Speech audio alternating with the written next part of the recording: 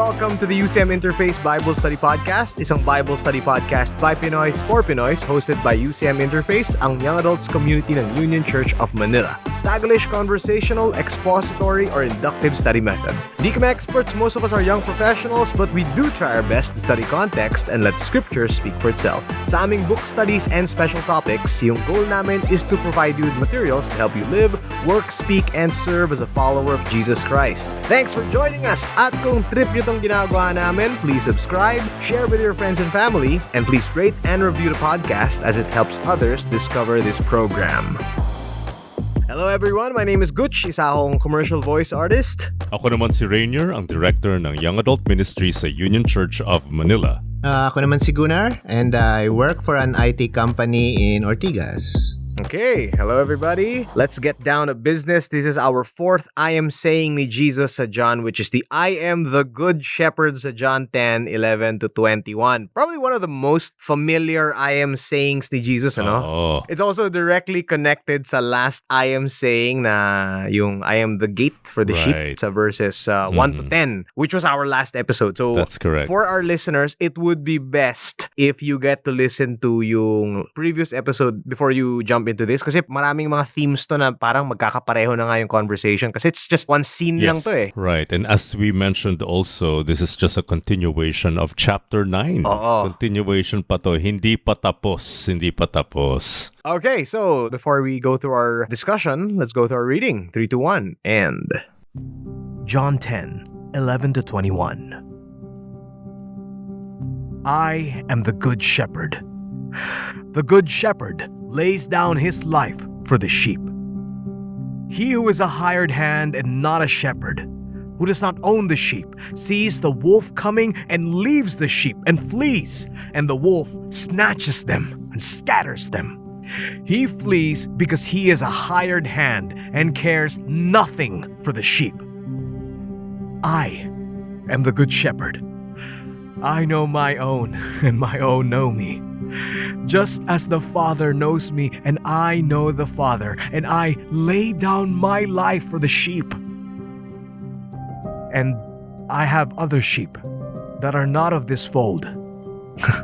I must bring them also, and they will listen to my voice. So there will be one flock, one shepherd.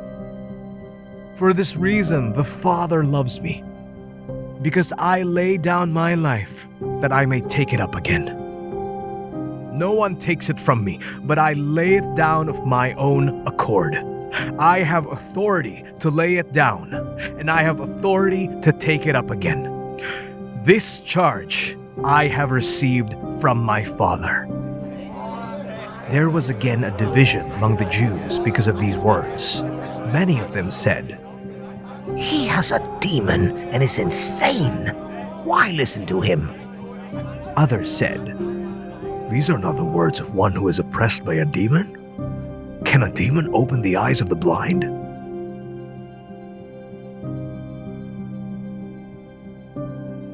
Ano naman? Right. Okay, so recap lang ng a few points from our last episode, yung the gate for the sheep. Na-discuss natin yung gate na to is hindi siya parang pinto, di ba? Right. Na nakahoy. It's not a physical door. It's the shepherd mismo. That's correct. So he guards the opening of the sheep pen. Yeah. He authenticates everyone who desires to enter. Anyone who wants to have access to the sheep. Yung siya yung nag-identify sino yung mga ka-team niya. That's correct. But also there is a very obvious intimacy of the shepherd with his flock kasi alam nila yung boses nung kanilang shepherd and they will not just follow anyone kung hindi nila mabobosesan yun. Ganun ka-intimate sila nung shepherd. Meron din characters na magnanakaw. The thief comes to steal, kill, and destroy. Very familiar line yun, diba? And then from there, dun ngayon papasok yung sasabihin na ni Jesus, yung kanyang identity na naman dito. Ang sabi niya, I am the good shepherd. Interesting. Wala namang sinabi dun sa previous na I am the good shepherd. Ang ginamit niyang imagery dito ay yung door. But this time he said, I am the good shepherd. Precisely because there exists bad.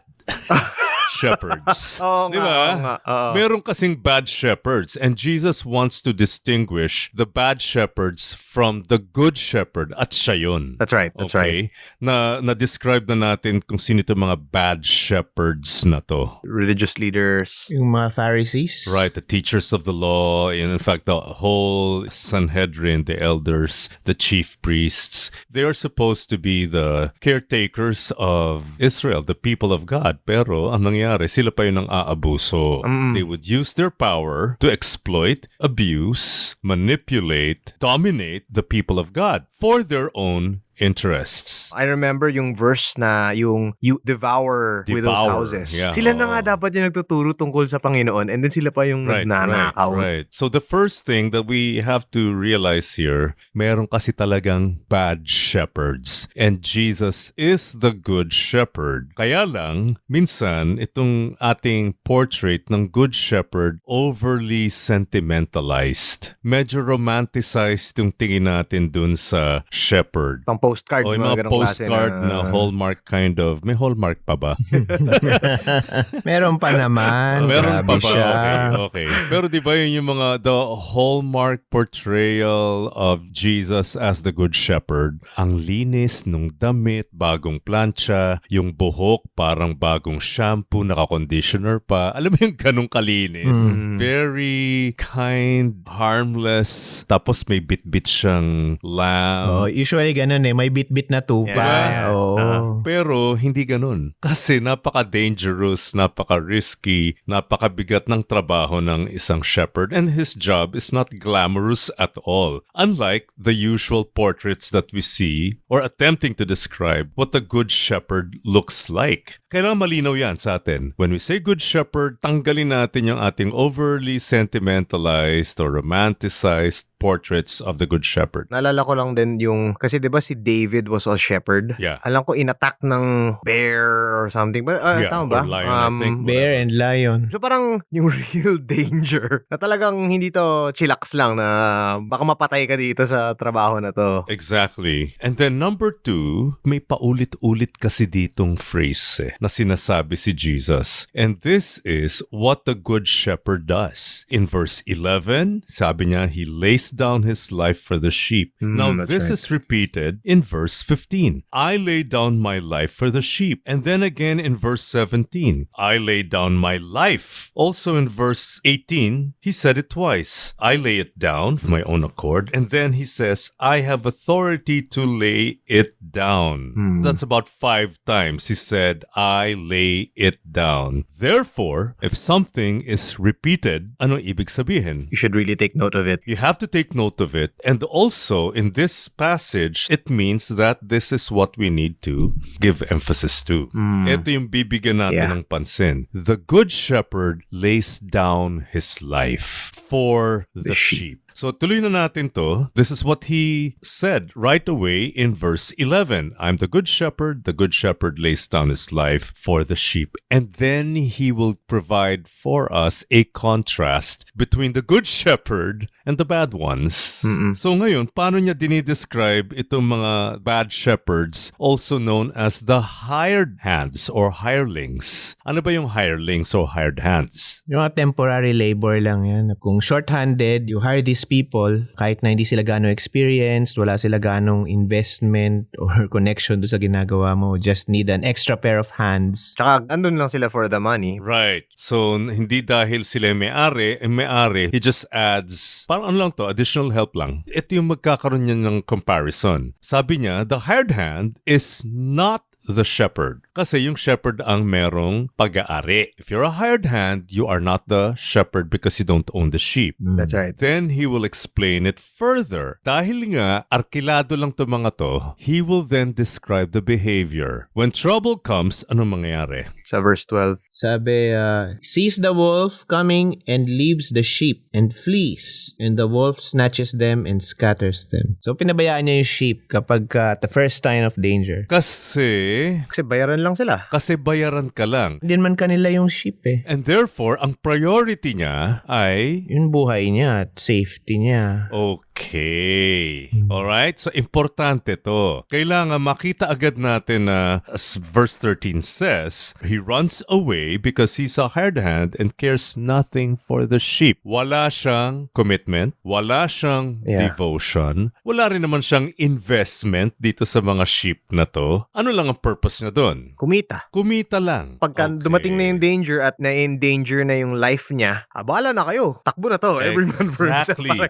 Kasi, ano lang yan eh. He's just a typical human being. You are driven by your impulse for self-preservation, self-protection. Alam nga namang isa lang ko yung buhay ko para dyan sa mga yan. Inarkila lang naman ako. Unlike the true owner of the flock, unlike the true shepherd shows commitment. He shows passion. He shows dedication in caring for the sheep. Walang ganong expectation sa isang hired hand. Yung mga inaarkila lang. Why do you think does Jesus say this? Ano ulit yung dapat nating tandaan? Ano nga ba yung background nito? Well, di ba pinapatama din niya talaga yung dun sa mga religious leaders, yung Pharisees, who are really just there for their own benefit. They're bossing the people around and dun lang sila para kumita. Exactly. Kaya nga, if you recall, when Jesus entered the temple, naalala niyo yung kanyang table flip, nagalit siya, di ba, sa loob ng temple. Meron siyang mahalagang sinabi dyan eh. He quoted Isaiah and also Jeremiah. Dun sa Isaiah, sinabi niya kasi, "For my Father's house is a house of prayer for all nations." Precisely, he quoted that because the temple courts or the court of Gentiles was blocked and then they moved the marketplace, which was originally located somewhere outside the city by the Mount of Olives. Nilipat nila doon. So nawalan ngayon ng access yung Gentiles, di ba?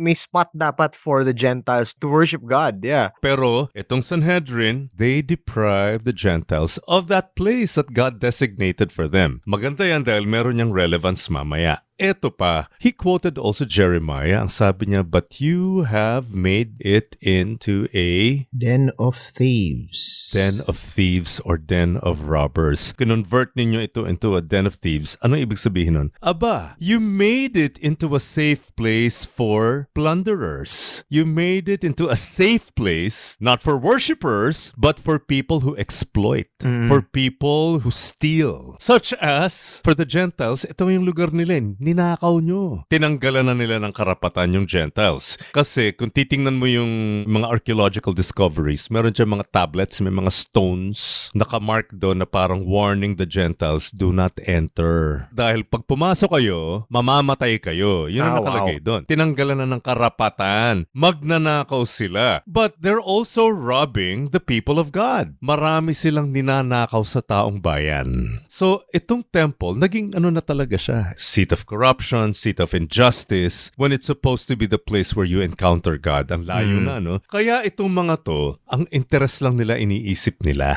Pinatatamaan talaga ni Jesus dito, yun na nga, itong Sanhedrin, chief priests, elders, teachers of the law, the Pharisees, the religious leaders. Yun ang pinatatamaan kasi kayo madadamot kayo eh. Meron pa akong papakita sa inyo na na-prove naman talaga na self-interest ang mahalaga lang sa kanila. Turn to Mark chapter 15. Na ang nakabasa pa nitong self-interest na to ng Sanhedrin ay mismong isang Gentile.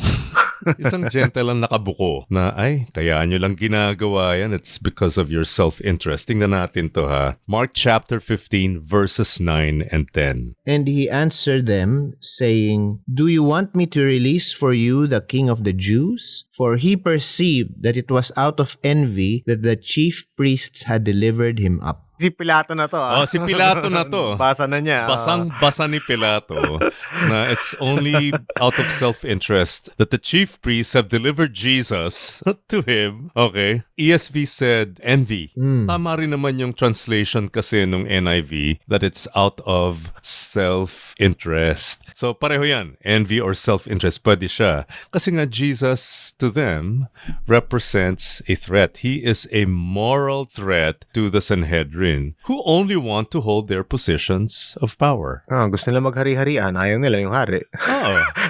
Kung si Jesus, kinokondemn na yung temple, mawawalan silang negosyo pag tinanggal mo yung building na yon. Kaya ganun na lang yung galit ng mga to kay Jesus. So, Jesus here is confronting these wicked religious leaders na madadamot. Self-interest lang ang pinopromote. Yep. Now, let's move on. Eto, inulit na naman ni Jesus yung claim niya kung sino siya. I am the good shepherd. Ayan na naman. Therefore, kayong masasama.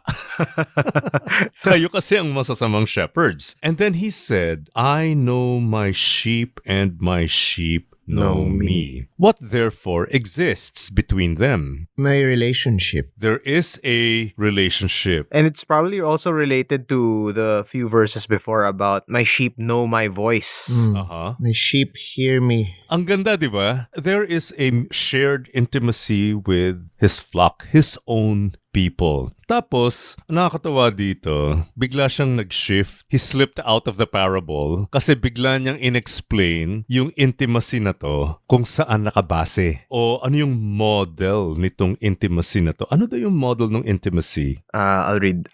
This is verse 15. Just as the Father knows me and I know the Father, and I lay down my life for the sheep. What kind of intimacy is that? Hindi ba yun yung ultimate intimacy na? Kasi supposedly, the Father and I are one. Di ba? Yan ang sinasabi ni Jesus. Yeah. Or the Father and the Son are one. Yung relationship nila is like the relationship we'd have with yourself. So I don't know if there's anything more intimate than that. Exactly. If the model for this intimacy is the intimacy of Jesus with the Father.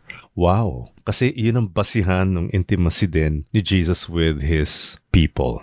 Okay, with those that belong to Him. Kaya nga, alam mo tong I am the good shepherd, dito pa lang, may kita mo na that Jesus exactly is the embodiment of Psalm 23. The Lord is my shepherd. At dinescribe naman talaga sa Psalm 23 everything about the sacrifice, the commitment, the devotion of the shepherd to his sheep. All right? That's right. So, interesting kasi ito na naman eh. I lay down my life for the sheep. That's the theme. Ihuli na natin kasi paulit-ulit siya eh. Yeah, sige. Okay, ihuli na natin siya. So, mahalaga lang dito, emphasize muna natin na, this is a great benefit of belonging to the Good Shepherd. This is the benefit of belonging to his flock. There is intimacy. And what does that mean? The shepherd having intimacy with his sheep, his people. Especially in light of the fact that these people have been under the authority of hired hands. Oo. Yung pinanggalingan kasi from verse 12 is that ito yung mga ginagawa nitong mga hired na to na ang pakialam lang nila sa sarili nila. Pero iba ako. I am the good shepherd. You can be assured na aalagaan ko kayo even if it costs me my life. Right. Which is the theme, paulit-ulit. Ako naman ang naisip ko dyan, no? I mean, at the very least, yung intimacy na yun, at least it's a comfort for the sheep kasi sabihin nun, nakikita sila ni God, alam ni God kung anong pinagdadaanan nila at hindi sila nakakalimutan ni God. Even if things may not be okay at this time, kumbaga, si God, alam niya lahat yung nangyayari and because He's intimate with us, He knows exactly what we're going through, what we feel, sympathetic siya with our experiences. Yun at the minimum, that's what the intimacy signifies. Naalala ko yung may isang verse yung sa Isaiah 49:15, can a woman forget her nursing child that she should have no compassion on the son of her womb? Even these may forget, but I will not forget you. Ang Grabe ganda. to. Diba? As crazy as that sounds na makalimutan ng isang babae ang isang anak niya. Right. Ako, hindi kita kakalimutan. Hindi kita malilimutan. Ganon. Mas less probable pa yun. Yun ba yung basis ng kantang yun? Oo. Grabe. Yun ang inspiration nun. Malilimutan ba ng ina? You know, I read somewhere, I think this is from N.T. Wright. I'm not quoting him verbatim, but he said something like, sometimes we think that Jesus is a different kind of human being, but that's not true. What we see in the Bible is that we have a different kind of God. Yeah. And we see that in Jesus. So, napakaganda nitong intimacy na dinidescribe dito. This is the kind of God that we have. He is not remote. He is not distant. He is not detached from us. He's involved. Kaya nga name niya Emmanuel, di ba? God yes. with us. Tuloy natin, sinabi na naman ni Jesus dito, and I lay down my life. But that has something to do with the intimacy that he shares with his flock. And therefore, he is willing to lay down his life. That's right. We're not strangers to him. This talks about love. Although the word love isn't there, we know that it exists in this relationship. Itong concept na to, even if they don't know anything about Jesus, yung idea of self-sacrifice is, I think, such a universal thing. Even in popular media. Ito yung primary trait, I think, as to whether a character is good or evil. Kung ibibigay nila yung buhay nila para sa iba. Kasi for example, sa Avengers, meron yan. Sa Harry Potter, meron yan. Sa Lord of the Rings, meron yan. Sa Batman, sa Terminator, sa Ghost Fighter pa nga, meron yan. Parang ganun na. If this character will give their life for others selflessly, malamang good guy yan or being redeemed na character. Parang ganun. So it's such a innate trait of what somebody who is good should do. For example, kasi nasunog yung bahay. And then yung tatay, tumakbo siya by himself. Yung mga anak niya, iniwan niya sa loob. Bala na kayo sa buhay niya. Parang, you're supposed to save your children in the fire even if it costs you your life. Yung expectation na this is what you're supposed to do. This is who you are. Right. At kung hindi mo ginawa yan, masama ka. May kita mo nga yan dun sa recent news tungkol dun sa mass shooting sa US ng mga bata, these 10-year-old kids. Yeah, grabe yun. You're talking about laying down your life. Ginawa yan ng teachers na namatay. They shielded the kids, kaya sila namatay. You know, you can imagine, wala naman silang, hindi nila kadugo yung mga bata. Hindi. Pero may relationship sila dun sa mga kids. They knew the kids. Because they value. Ito nga kung yun nagagawa ng isang tao sa kapwa niya, tapos gagawin ng Diyos. Yeah, I was about to say, yun yung difference sa sinasabi ni Jesus versus what we universally understood sacrifice. Kasi other religions, other philosophies would entail man or a person to sacrifice for others or to sacrifice themselves to their gods or isa-sacrifice mo yung ibang tao dun sa Diyos mo. That's how pagans work. Pero this time around, the Son of God, who is for all intents and purposes the same as God, is the one who will lay down his life for his creation. For his creatures. Grabe. It reminds me of Romans chapter 5. But God demonstrates His love toward us in that while we were yet sinners, Christ died for us. I-explore pa natin yan, yung laying down your life. But maganda na nakita natin na it's because of His love, there's this intimacy with His creatures, with His flock, with His people. He's just so willing to give up His life for them. Tuloy natin, tuloy pa natin. So, 16. Ang sabi niya, Verse 16, and I have other sheep that are not of this fold. I must bring them also, and they will listen to my voice. So there will be one flock, one shepherd. Interesting. Meron daw sheep na hindi kasama dito sa sheep pen na ito. Pero kailangan ko rin silang tawagin. That's curious. Ano kaya itong sinasabi niya dito? Hindi lang Jews. Hindi lang yung audience niya. Kasi nga, alam natin yung memorize na natin ng John 3:16. Ano ba yung scope? For God so loved the world. The world. Diba? Hindi naman limited sa isang ethnic group lang. But also in the other Gospels, like it's so clear, like even in Matthew 28:18-20, ang tawag natin dyan, Great Commission, sino-sino ang dapat pang makarinig sa kwento tungkol kay Jesus? Buong mundo. Buong mundo. To the ends of the earth nga diba? All nations. And also, balikan natin si John because in his other book, the book of Revelation, may vision siyang nakita. Revelation 7:9-10.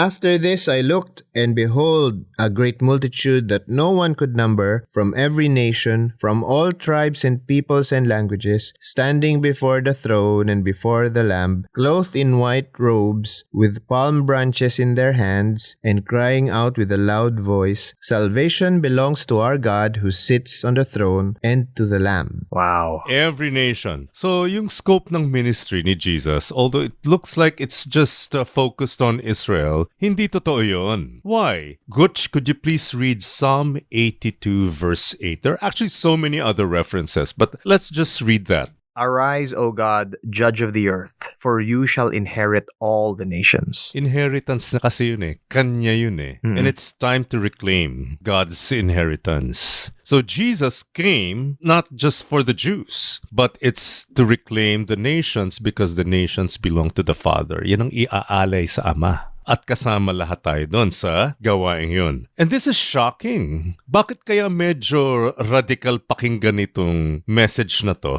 Well, considering na sinipa na nga ng religious leaders yung Gentiles from the temple, and then ito, sinasabi ni Jesus na the Gentiles are part of it. You have rejected them, but I have not. Kukunin ko rin sila. Pero tingnan mo ha, tingnan mo itong sinabi niya, they too will listen to my voice, and there shall be one flock and one shepherd. Anong kahalagahan ng statement na to? Sinasabi ni Jesus, intimate din siya dun eh. Dun sa other group of people na yon. And for all intents and purposes, walang kaibahan kasi I know my sheep and they know me. Tapos yung sinasabi niya dito sa mga other group na to, they also know me and I know them. And there will be one flock. So wala na talagang distinction. Kasi, alam mo, sa mata ng isang Hudyo, ang mundo dalawang grupo lang. Jews and Gentiles. Ganun kasimple sila. Very binary. It's either you're a Jew or you're a Gentile. If you're a Jew, well, Chosen. you belong to God's people. If you're a Gentile, wala kang kwenta. Clean and unclean lang naman ang bundo nila eh. Pero ang ganda nitong message ni Jesus. So here, nag-hint na siya. Mas malawak pa ang scope ng ministry ng shepherd. The good shepherd will include the uninvited, the unlovable. The good shepherd will include people that you have considered to be unclean, the undeserving, the rejected. The people that you consider your enemies. Yan. Implicitly, ang sinasabi ni Jesus dito, whatever your standards are, they're not the same as my standards. I'm using a different set of standards here. Kung ano man yung criteria na ginagamit nyo to exclude them or to think that they're inferior, they're not part of or not deserving of me or my salvation, remove all those. Take it away from your mind. They're not relevant to me. Oh, wala akong pakialam doon. Dahil nga, ang kino-compare niya dito yung sarili niya being the good shepherd and the bad shepherds. Because the bad shepherds have set their own standards. They're claiming moral prerogative. Kaya pala galit na galit sila, yung mga Pharisees sa kay Jesus eh. Oo. Taliwas na taliwas sa ginagawa nila tsaka sa paninindigan nila. Dun sa yung sinasabi ni Jesus. Right. Kabaliktaran. Ngayon, tuloy pa natin. So, verse 17, pakibasa na lang, Gutch. For this reason, the Father loves me, because I lay down my life that I may take it up again. Wait, i-clarify natin to. The reason my Father loves me is that I lay down my life. So may condition pala yung love ng Father. Ganun ba yun? Is it contingent upon Christ's loving His sheep? Naisip ko, the reason why the Father values the Son is because the Son is like this, is someone who is willing. Ito na yung character niya. Oh, yun yung character niya. Parang ito na yung character niya, hindi to condition. Hindi necessarily because of the act itself. Tama yung sinabi ni Gutch, yung character niya. Right. Kasi sa Gospel of John, mahalaga na ma-establish muna natin that the Father has loved the Son from the creation of the world. And there's so many references. But to establish that the Father has loved the Son from the very beginning, let's read John 17:24. Father, I desire that they also, whom you have given me, may be with me where I am, to see my glory that you have given me because you loved me before the foundation of the world. Before the foundations of the world, before the world was created, that love has already existed. Dahil established na yon, ano ngayon ito? Ano nga ba? So it's like, ito na yung katotohanan ng character na Jesus Christ. Long before the foundation of the world, ito na yung character niya. And now, in this time of history, lumalabas na siya in action. So it now finds fulfillment. Parang ganon. The Father's love for the Son, that exists before the creation of the world. And it is a self-sacrificial type of love. It's a self-sacrificial kind of love. That love finds its fulfillment in God's heart as Jesus gives Himself for His sheep. Yun yung expression na. Okay? So, eto na naman. Kasi sabi niya, I lay down my life only to take it up again. Tuloy pa natin sa verse 18 kasi magkakadugtong yan. No one takes it from me, but I lay it down of my own accord. Now, verse 17, I lay down my life. Sinong gumawa? Jesus. Meron bang pumilit sa kanya? Voluntary. It's voluntary. Siya mismo ang gumawa nito. And then? That I may take it up again. Oh, Meron din siyang authority to take it back. what was he here referencing? Resurrection? His death and his resurrection. Bakit kaya biglang pumasok ito doon? Balikan natin yung context nito. Kasi sabi ni Jesus, siya yung good shepherd.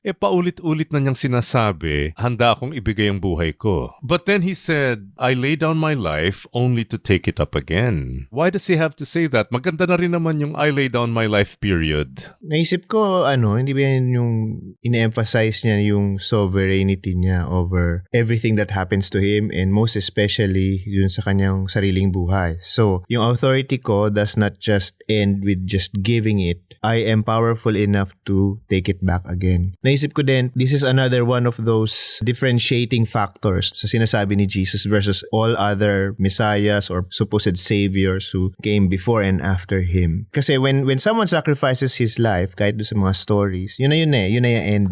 But Jesus is saying, no, actually, from my death up to when I take it back, it's all me. It's by my power. Right. And itong shepherd na to, itong good shepherd na to, malakas to.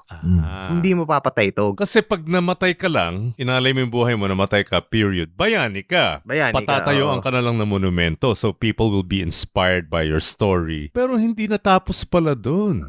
Yes, he will die, but he will rise again. Mahalaga yan kasi nga, sino ba kasi yung talagang kalaban ni Jesus? Sino yung enemy niya that he wanted to defeat? Sin. Sin, The enemy is sin and its sting, which is death.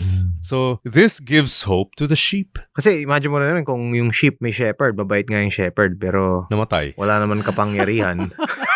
O di, kawawa din yung sheep, di ba? Pag dumating yung malalakas ng wolves. Pero kung yung shepherd is loving enough to give his life, but strong enough to take it up again and defeat his enemies. Yeah.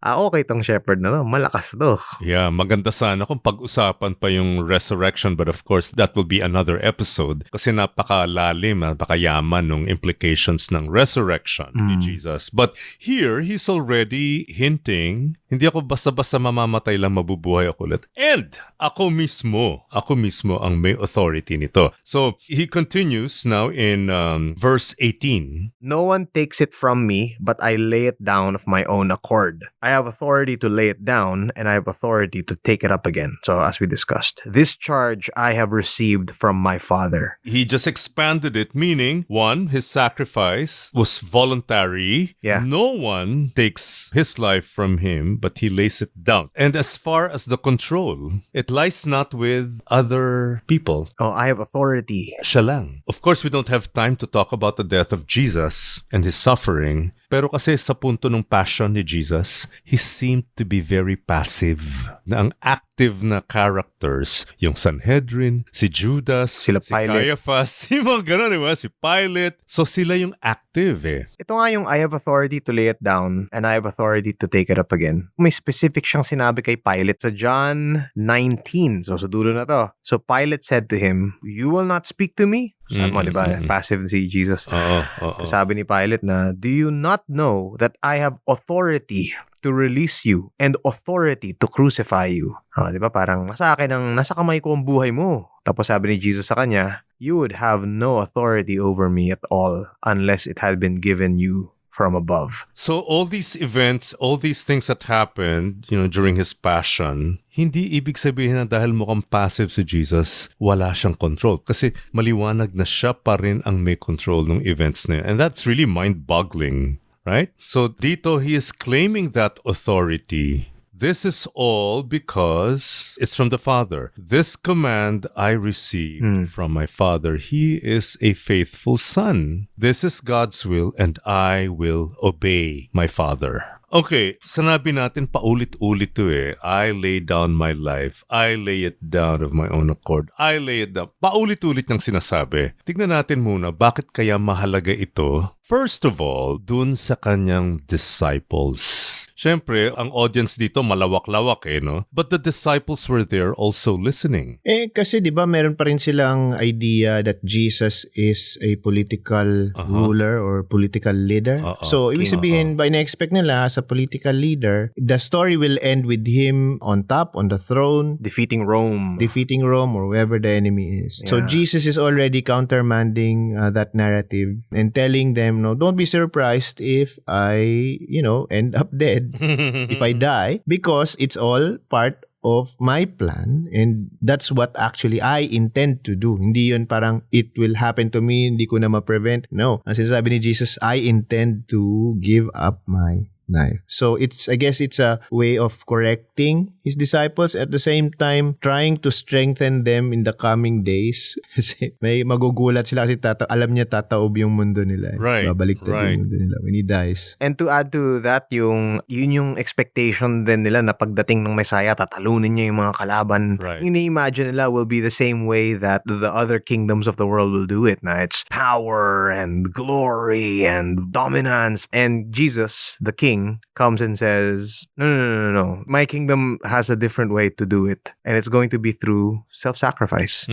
Kaya nga merong isang episode nung yung unang nagbanggaan si Jesus at saka si Peter. And this happened when Jesus asked his disciples, who do people say I am? And then they reply, oh, you're Elijah, you're so-and-so, ganyan. But when he asked his own disciples and Peter said, well, you're the Christ, you're the Messiah. Tama naman, that was a correct identification. Kaya lang, ang sagot ni Jesus, that's when he predicted his death. And then he said, well, I'm going to die, and on the third day, the Son of Man will rise again. So that was so confusing, not just to Peter, but also to the disciples. Why? Messiah ka ba't ka mamamatay? Oo nga.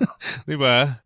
Ang kanilang concept, ang imagination nga nila ay itong isang military conqueror, a military hero. Kaso, sinabi ni Jesus, mamamatay ako. Ano ka? That's why Peter rebuked Jesus. Isa pang weird na sinabi ni Jesus because he said, well, on the third day he will rise again. What story is that? Saan mo naman binunot niyang script na yan? Because in Judaism, ang popular belief, resurrection will happen at the end of history. End of time. Not in the middle of history. So lahat ng sinabi ni Jesus sa kanila, mali yan. Hindi yan ang script natin. And so that's when Jesus also rebuked Peter and he said, get thee behind me, Satan. What he's saying actually is, yung get thee behind me, and what he's saying is, get back in line. I'm the one who's in charge here, not you. You're opposing God's will. Okay, so nagka-clash. Kaya nga, balikan natin to, anong kahalagahan nito? I will lay it down. Do you remember what happened to Peter later on? Nung itong si Jesus ay hinuli na, nasa bahay na nung high priest, nasaan si Peter? Nasa crowd, nireject niya si Jesus. I don't know this guy. Right, diba dininay niya? Kilala kita, kasama mo yun, diba? Hindi ako yun. Diba? At nung crucifixion, nasaan yung disciples? Tago. Maliban kay John, nagtago. They all fled. I guess because they were expecting na Jesus would be the political king that they expected. And it's like, we're here, we're in this, na tatalunin mo sila and you'll establish a kingdom. And then, nung namatay na, parang, what? What? Labas na kami dito. Hindi kami kasali dito, ha. Hindi ganyan ang gusto namin. Kaya nga mahalaga to Kasi nga, kanina may dinidescribe tayo Kaninong behavior yung ganun? Yung when trouble comes, nagtatago. Sa hired hands.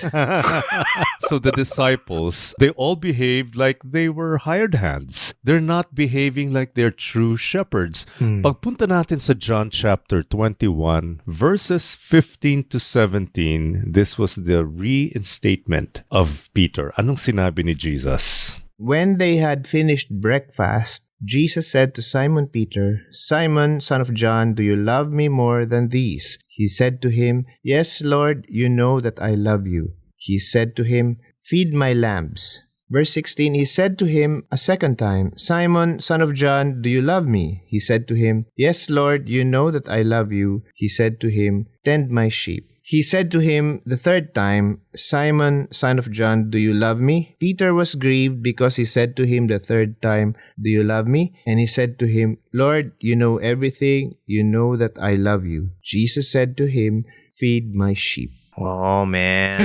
Parang matindi na yung implications nito. Di ba? Ikaw na ang shepherd, ha? Ikaw na ngayon. Oh, and kung ikaw ay magiging good shepherd, tutularan mo rin yung good shepherd na to and ibibigay mo rin yung buhay mo. Ah!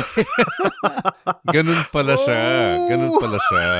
Kaya pala paulit-ulit sinasabi ni Jesus, I lay down my life. I lay down my life. Kasi nga, itong disciples na nung simula, at para din naman tayo mga disciples, they're always driven by this impulse for self-preservation. Kaya nga nagtago eh. But that is not how a genuine shepherd behaves. Ang genuine shepherd, katulad ni Jesus, at dahil tayo, followers ni Jesus, siya ang model natin. We are also expected to lay down our lives. That's right. So those who inhabit Jesus' kingdom are expected to give themselves, to give their lives for the sake of others. Diba? Kaya nga sinabi ni Jesus paulit-ulit sinasabi niya, the Son of Man came not to be served, but to serve and give his life as a ransom for many. And he also expects his disciples, members of his flock, to live that cross-shaped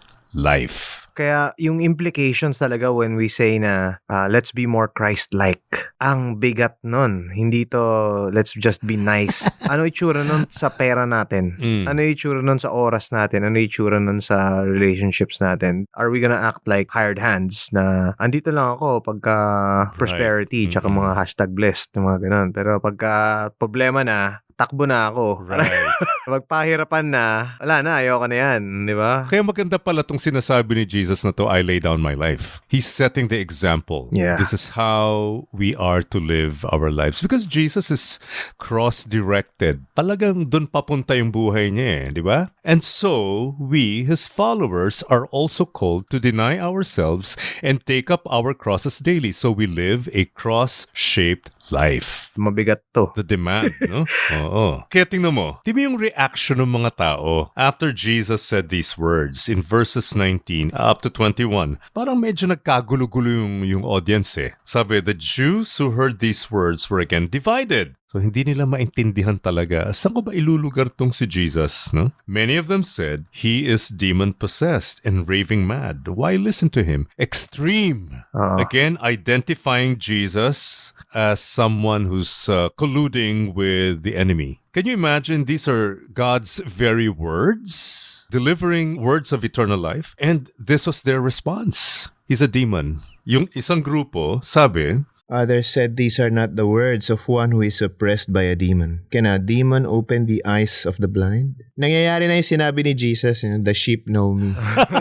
exactly. Kakatapos lang niya magkwento. Hindi pa nila na-gets. Diba? Exactly. So that's the point. Yung isa, talagang bingi na. Inamin na nila na hindi kami kasama dun sa flock ni Jesus. Pero merong isang grupo na nakikinig pa. And they have a different conclusion. Mas interesado pang malaman kung sino siya. They didn't say exactly that they're agreeing, but at least they could say that, wait a minute. These are not the words of a demon-possessed man. May hope pa tong mga to. At saka they look at the evidence, yung deeds and words, and try to reconcile them together instead of seeing everything through their own preconceptions. Ano ba Right. talaga yung nangyayari? Versus what I think should happen. Pero kasi kapag set na yung mind mo, kahit pakitaan ka pa ng evidences, kahit pakitaan ka ng facts, even if the truth is presented to you, you will just reject it. Tingnan natin kung ano yung ginawa pa nitong mga religious leaders na to ha. Ito na kasi extreme na eh. Pero dito pa lang kita na natin yung symptom kung bakit nire-reject nila si Jesus. Matthew 28:11 to 15. This is just an example kung gaano na silang ka-hardened.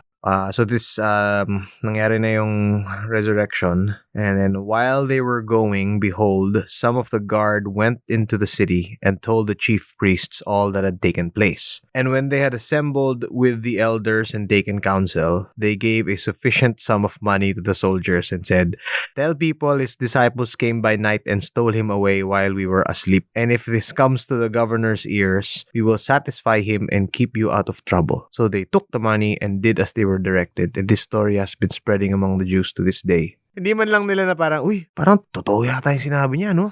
Alam mo nang ganun, talagang kahit kasinungalingan, okay lang. Kasi yung sinasabi ni Gunnar kanina, if you weigh everything carefully, his teachings, his deeds, his life, kung rational kang tao, then you will conclude that this man could not be demon-possessed. Pero lumala na ng lumala kasi itong chief priests, elders, even if you present the truth to them, well, he definitely resurrected from the dead. We were witnesses to that, Roman soldiers. Pero anong ginawa nila? No. Let's revise the story. Let's spread disinformation. Because that's the tool of the enemy, to spread lies. Wow. Yun ang delikado. When the heart is hardened, kahit ano pang data, facts, evidence, Ebidensya yan. ang ipakita mo, wala. Set na ang isip namin. At yun ang nangyari. May good shepherd at may bad shepherds talaga. Pero sa akin, sort of related to that. Since na-mention natin si Peter kanina, ang tumatak na verse sa akin is from 1 Peter 5, 1-3. Ito pa nga, yung title pa nga nung segment na to is Proper Attitude for Shepherds in the Church. Yeah. So I exhort the elders among you, as a fellow elder and a witness of the sufferings of Christ, as well as a partaker in the glory that is going to be revealed. Shepherd the flock of God that is among you, exercising oversight, not under compulsion, but willingly, as God would have you, not for shameful gain, but eagerly, not domineering over those in your charge, but being examples to the flock. So, ito ang type of leadership, headship, di ba? And I think, especially when we talk about leadership, for example, yung parang, husband is the head of the household, parang ganun. Pero, it's funny because sometimes, sasabihin natin, husband is head of the household or ganito, pero yung definition natin ng leadership, kukunin natin sa mundo at hindi from the Bible. Ano yung definition ng head of the household? Ano ang example ng leader's household? Kunin natin yun outside the Bible at ipasok natin dun sa concept of leadership in the Bible. Yeah. Parang ganun. Yung ang weird. Very weird. At di sinabi nga ni Jesus mismo, do not lord it over like the Gentiles do. Right. Diba? And this is the type of leadership that I will do, which is, ibibigay ko yung buhay ko. That's a very good point. Kasi sabi niya, don't lord it over kasi ganyan ang paraan ng mga Gentiles. Oo. Those are pagans. So the pagan way is to dominate. The pagan way is to exploit. The pagan way is to gaslight. Diba? Overpower. To bully. To bully. Yeah. And if we are called to lead, to be shepherds, and I think this applies not just to shepherds in the church, but also to families and Workplace. government, and it's like, ganito rin kaya akong type of leader. Kung sasabihin kaya ng mga taong sumusunod sa akin na ganyan si Gutch, na ito ba yung sasabihin ng misis ko? And I think yun yung magbibigay ng security sa kanya na this is why my husband is head of the household, because I know that he is the first one who will give his life. So that's why I can trust him. And we can see that in the extreme na parang, let's say, masunog yung bahay, whatever, or sumalo ng bala. Pero yung tipong, what does that look like in terms of my hobbies? Or my time, or my service, or the way that I treat my children, or the way that I make decisions for the family. Parang gano'n na mas mahirap siyang isipin na yung araw-araw na dala-dala mo yung self-death na yon in every little decision. But I think that's what we're called to do. Na for me, as a husband, father, sa ministry, bilang sa kaibigan, bilang trabahador, do I serve? Very good. Yeah, you have anything to add, Gunnar? No, I think okay na. Nasabi na lahat ni Gooch. but I think this is very beautiful, what Jesus said about himself, that he is the good shepherd, precisely because there are bad ones. And his model as the good shepherd, yun ang dapat nating gawin. tularan bilang followers niya. Because again, lahat tayo, we will have, one way or the other, have shepherding roles. We're not necessarily pastors in our churches. I am not at UCM, but everyone Is leading somebody. Oh, you're leading someone. And how do you lead people? By serving them. Yeah, so I guess that ends our fourth I am saying ni Jesus sa John, the I am the good shepherd sa John 10:11 to 21. And to our listeners, sabi sa isang kanta, "Oh, the wonderful cross, oh, the wonderful cross, bids me come and die and find that I may truly live." Jesus showed us how it is to truly live, how it is to truly love, how it is to truly lead others, and He set this example by giving His life willingly for us. Kasi siya yung kakaibang hari who came not to be served, but to serve, and to give His life as a ransom for many. So when we look to Jesus, masasabi natin talaga, wow, God is good. Kita-kita sa next episode. Okay. Bye-bye. Bye-bye!